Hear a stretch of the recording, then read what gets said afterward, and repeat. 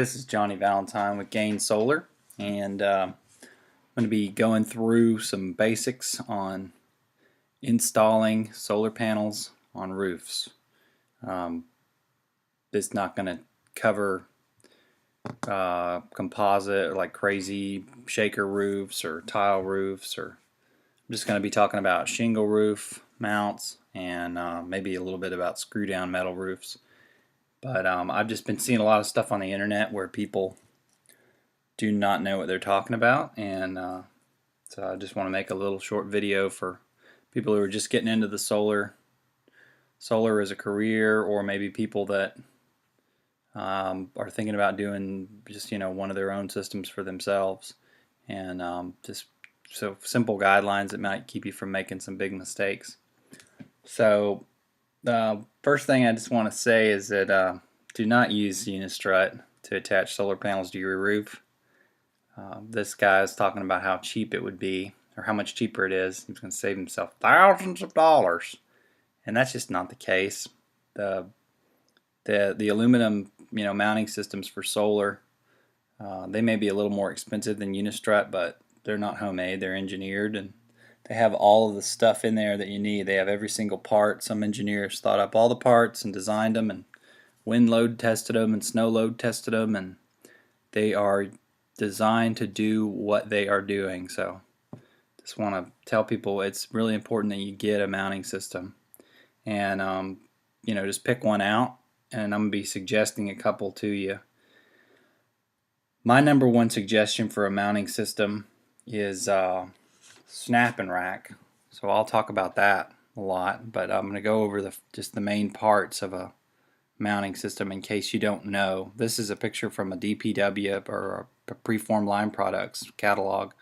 You're going to see me just going from one install manual and catalog to another. But basically, if you're looking at the panels from the top down, everybody sees just the panels. Nobody really knows how they're attached. You have your solar panel or your module, and then you're going to have your clamp, which is what holds the panel to the rail. The rail is the long aluminum extrusion that you see underneath the panels, and that rail is attached to the roof with usually some kind of an L foot or an L bracket. And that L bracket, that's where the array interfaces, ties into the superstructure of the roof, and you try to get into, a rafter. So that's usually held on by, 5/16 stainless steel lag bolt, lag directly into the roof, and that's usually a flash roof penetration. So three main parts of your flashing or three main parts of your racking are your modules, which aren't actually the racking, but they're there. Your mid clamps and your end clamps, which hold the modules to there, and then your rails. So my favorite racking system that I use over and over again is going to be this snap and rack. So I'm a snap and rack guy. Been a snap and rack guy for about 5 years, and it's got some obvious advantages over some other stuff. This is the snap and rack install manual for Series 100. This is like my solar installer one of my favorite things to read. I read technical, So the two main types of rails out there are going to be your channel nut style rail, which is what snap and rack is, and then the other one is going to be a T-bolt style rail. So a channel nut rail, see if I can find you a good picture of some snap and rack rail here. There's a channel nut rail. You have these channel nuts, snap and rack. They all fit the same one, and they all pop into the same track. Why I love snap and rack is it's all 1/2 inch. It's plenty strong. There's plenty of room. This is a big piece of rail. Plenty of room to install put your wires and run your wires in there. And they make a variety of wire management hardware and plastic clamps and stuff. So you got your wire management integrated into your racking system. It's big. It's bigger than most of the rail that you see with the T-bolts, and it also just it all goes together the same way. So there's a piece of, you can kind of see the size of this snap and rack stuff with the metal roof base. It's just a lot bigger than most of these T-bolt rails. Everybody out there you're going to see a lot of people pushing the Iron Ridge. The Iron Ridge is pretty much the biggest of the T-bolt racks. These are T-bolt style racks. If you look at the extrusion profile, these little spaces compared to the snap and rack, it's a lot smaller space, and what they have is they have a T-bolt that fits down in there in that extrusion. There's their newest and latest greatest UFO, and the T-bolt goes in there, and when you twist it, it locks into the channel. Let's see if I can find a T-bolt for you. There's some T-bolts for splice. So they're all T-bolts, and they make you use a 9/16 and a 1/2 inch, or they used to. Dpw, they're another. I would probably, DPW can be a little bit hard to get sometimes, but I really like the DPW stuff. It's all T-bolt style too. See if I can find you a good DPW. You can see a picture right there, and there's a good shot on their catalog of their T-bolt profile. And they're fine. T-bolts are fine, but I don't use the T-bolt style racking systems. I like a snap and rack. And the main thing I would tell anybody that I'm training, or anybody that's listening to me, is if you're going to pick a rack, if you're going to get into solar, you're going to do it one time, that's fine. You're going to end up with a few spare parts. But if you're going to try to create any kind of repeatable process and do this over and over again, pick one rack and stay with it. I've seen so many installers that pick, I'm going to try this rack this time, and I'm going to try this one this time, and try this one. We have one racking style for roofs, and we have one racking style for ground, and we don't stray from that. So, you know, there may be a better one out there, and you decide after a while to try it, but I'm a fan of staying with the same rack, because you're going to end up with lots of parts and pieces, and they come in handy later on. So just pick one rack and stay with it. Pick one you understand and stay with it. If you're an electrician or somebody trying to get into this, a lot of times you can go to a training in your local area where your electrical supply house is. If you find one that's getting into selling this stuff, or you can find a training for snap and rack, or find a training for Iron Ridge, and just get a rack, become fluent in it, and stay with it. So with that said, I'm going to talk about module attaching these modules. So this is a good little graphic here. What you have here is, in the solar industry, we refer to the orientation of the panel and the mount we're going to do as portrait or landscape. So you have your portrait long side mounting and your landscape long side mounting.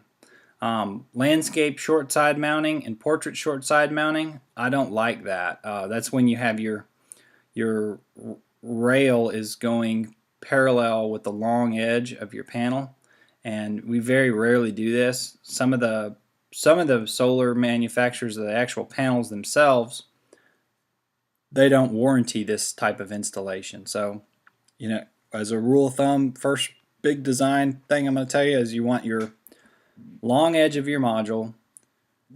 You want your rail going perpendicular to your long edge of your module. So whether you're going to go landscape or portrait, doesn't really matter. It's kind of going to be determined by what's underneath the roof, but you want your long edge of your module perpendicular to your rail, or your rail perpendicular to the long edge of your module. So usually on a regular stick framed house or something, you're going to see a portrait mount, and it's going to be the long edge of the rails are going to go perpendicular to the long edge of the module, and the rails are also going to run perpendicular to the rafters in the roof. And that's so that each attachment point for the rail falls on a different rafter. If you run the rails vertically up the roof, then your rail, you're going to have to attach it. All your attachment points for each rail are going to be on the same rafter, and you don't necessarily want to do that. You want you want to make the thing stronger when you're attaching it. So that's how I always try to do it, is, you know, running them differently. So I'm going to show you this picture, this DPW picture real quick, so you can see what I'm talking about. So like here on this DPW picture, you would want this thing mounted so that the modules are running parallel with the roof. The long edge of the modules are running parallel with the roof rafters, and the rails are perpendicular to the roof rafters. So each rail is tying all of the roof rafters together where it connects. And you know, I hope that makes sense. If it doesn't, you know, I can do more videos about each particular topic or something, but you know, it's getting pretty nerdy here. Said perpendicular and parallel about 500 times. So there, I'm on portrait. Okay, so when you are going to mount some solar, the next thing you want to do after you pick your rack, pick it and stay with it, and you pick your design orientation, which you're going to look at your span tables on your racking. And span tables, all of the stuff that I find, I always go to the website of the manufacturer, and that's where I find my span tables. And they used to show them on here, but as a good rule of thumb, I almost always use 3 feet, 3 brackets, or 3 L feet or whatever attachment points per rail. And I'm looking for a span table here to show you. But they have engineering span tables, and they'll show you how strong their rail is in comparison. There's a good picture right there. That's ground path details, but it shows you where the feet are. So they'll have engineering span tables, and they will show you how many attachment points you need per rail to make this thing strong enough. They're not having it in the roof mount install manual anymore. But I typically go 2 or 3 attachment points per rail, because I want it to be a little bit stronger, because a lot of time my guys will put their feet on it, and that's a little bit of can cause a problem if people are standing on it. So the next thing I'm going to show you is, you know, well, how do you figure out what rail, how many lengths of rail you need? So this is a really good catalog to illustrate a point I'm trying to make here, and that is that when you are mounting solar panels, you pull up a spec sheet from a solar panel. So here's a spec sheet for the REC solar panels we've been using lately. And if you look at the dimensions of this panel, it's 37 inches, it's 39.25 inches wide from corner to corner, and it's 65.9 inches tall. So one thing that you can really help you as a designer, it's also 38 inches or 1.5 inches thick. But as a designer, what can really help you when you're designing your system is to realize that all solar panels are kind of roughly the same size when you're in this grid tie or residential commercial world. Now there's all kinds of different 10 watts and 15 watts and different wattage panels, and I realize that, but as a whole we deal with 60 cell and 72 cell modules in the solar industry, and all of these modules are going to be one of 2 sizes. There'll be a 60 cell or a 72 cell, and they will be 65 by 39, 65 by 40. If you do 65.5 by 40, you're going to be pretty solid on your estimating your sizes. And then the other size module you have is your 72 cell module, which is a taller module, but it's still going to be the same width. So these taller modules, they're usually almost 79 inches tall, but they're still that same 40, no more than 40 inches, usually a little less than 40 inches wide. And what that allows us to do is, because what I was telling you about earlier, where you always have to you always need to try to mount your rails so that the long edge of the module is perpendicular to the rail.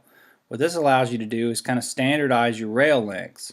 So to illustrate that, I'm going to show you like this is a Dpw catalog. They have 84 inch, which is 40 times 40 inches wide, right? The panel's 40 inches wide, so you have an 84 inch rail. That's their first size. And they have a 126 inch rail. So you got your two panel rails, 84 inches. Your 3 panel rail is 126 inches. Your 4 panel rail is 162. So you got 7 footers, 10 footers, 13 footers, and then it goes up to whatever that is, a 15, 16 footer, 20 footer. And so these rails are designed to accommodate a 40-inch wide module. And if you realize that, then you can when you're designing, in the roof mount world, we really think in this 126 and 162 inch, or a 13 footer, 10 footers and 13 footers. And that's how Snap and Rack sells 10 footers and 13 footers, and you can always splice them together. So pull up the Snap and Rack manual again real quick and show you what I'm talking about. I want to pull up the Snap and Rack price list, show you some prices. There's the Iron Ridge parts. Okay, so Iron Ridge, let's see what they sell their rail in.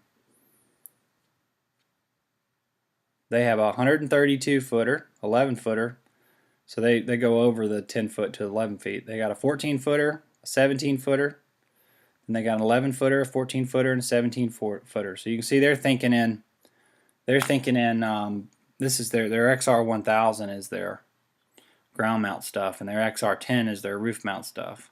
So they're operating in the same 3 panel and 4 panel rails, and then they've also got a 5 panel rail, which is the 17 footer.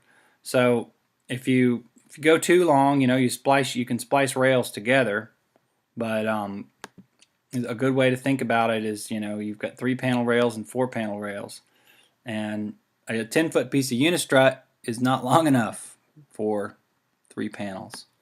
So you can tell right off the bat that they are making this stuff so that it will be easy for you.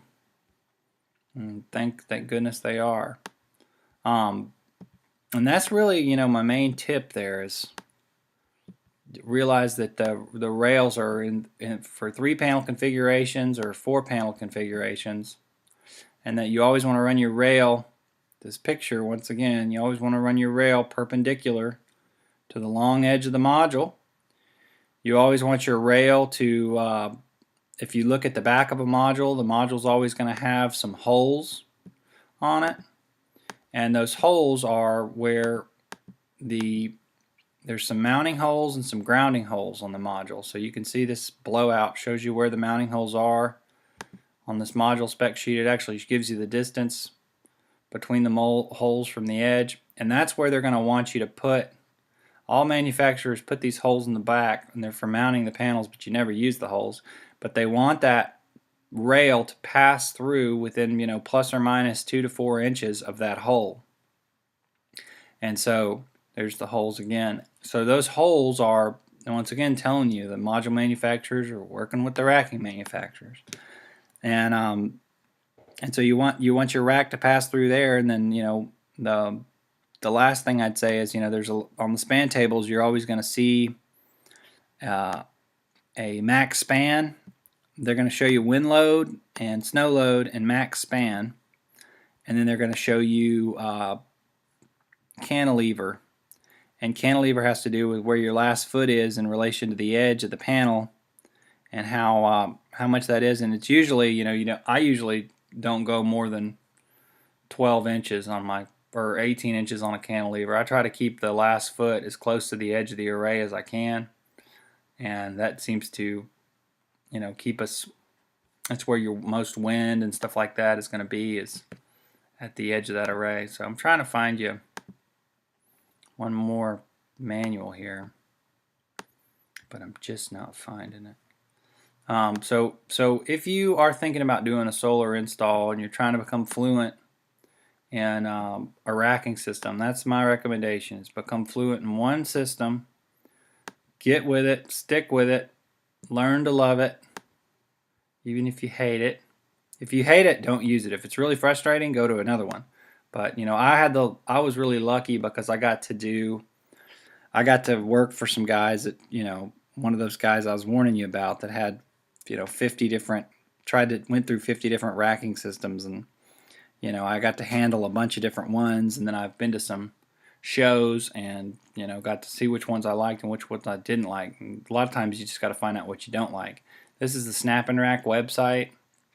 Oh, another thing I wanted to talk about is all your websites are going to have configurators or design assistants, and you can use these configurators to figure out exactly how many pieces you need. But you know, I don't always trust them. I kind of like to figure my pieces by hand, and then they'll also give you, you know, engineering reports, and that's where you're going to find your span tables. And span tables are how much weight your array can handle.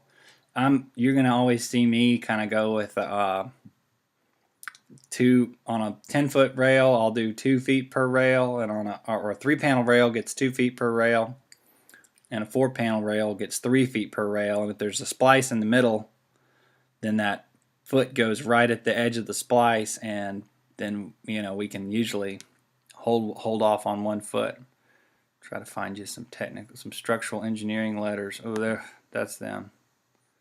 So the structural engineering letters are just like massive. And so that's pretty much the end of my video, and I hope it clears some stuff up. If you want to see more pictures, I haven't done very many of these videos yet with just me talking and showing stuff, but you know, I hope it helps you understand what you're trying to do. I just get a lot of these DIYers talking to me, and it seems like this is the hardest part, is figuring out what parts of the railing you need. So download the install manuals from the racking system that you want. Look at it. You can message me if you have questions, and I'll sell you the racking too. I'll sell a lot of this stuff, and just make sure they really package it good for you. And this is, oh, there's a good one showing you how to, this picture shows you, you know, laying out. You've got your rails. You've got 2 rails per row of modules, and then they've kind of planned out where all the rafters are with these dotted lines. And it's a good site plan is really going to help installers. I'm cursed and lucky because I'm the installer and the designer, so when I get out there, I don't have to worry about my installers trying to understand what my plan was when they look at all the parts, because I remember my plan.